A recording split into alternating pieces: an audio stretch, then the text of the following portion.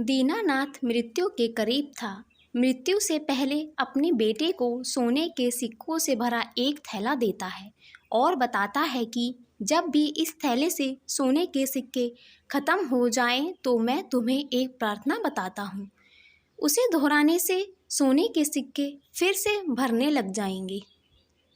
दीनानाथ ने अपने बेटे के कान में 4 शब्दों की प्रार्थना कही और वह मर गया।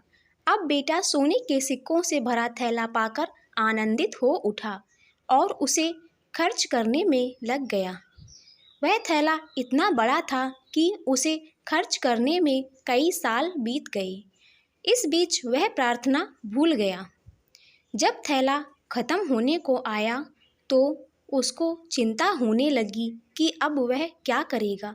तब उसको याद आया कि उसके पिता ने उसको एक प्रार्थना बताई थी, पर वह क्या थी? पिता की 4 शब्दों वाली प्रार्थना वह भूल चुका था।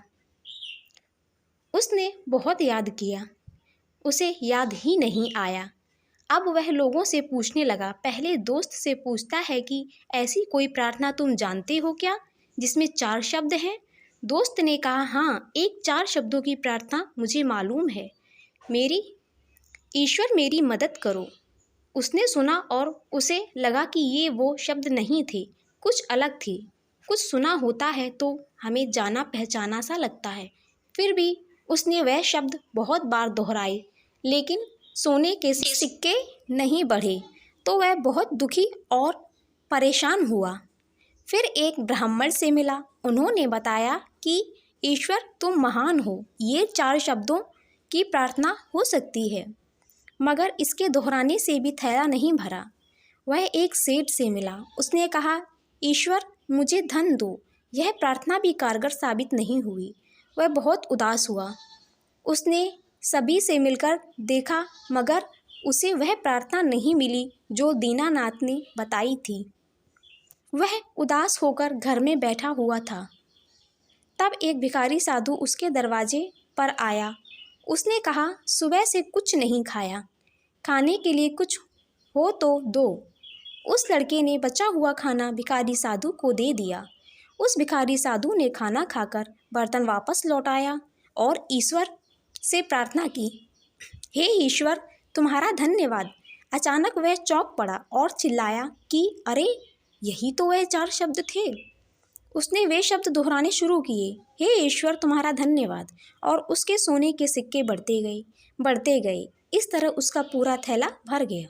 इससे समझे कि जब उसने किसी की मदद की तब उसे वह मंत्र फिर से मिल गया, हे ईश्वर तुम्हारा धन्यवाद। यही उच्च प्रार्थना है, क्योंकि जिस चीज़ के प्रति हम धन्यवाद देते हैं वह चीज़ बढ़ती है।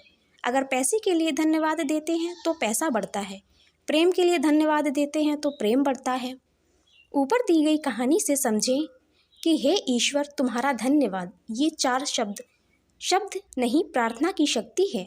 अगर यह 4 शब्द दोहराना किसी के लिए कठिन है तो इसे 3 शब्दों में कह सकते हैं, हे ईश्वर तुम्हारा धन्यवाद।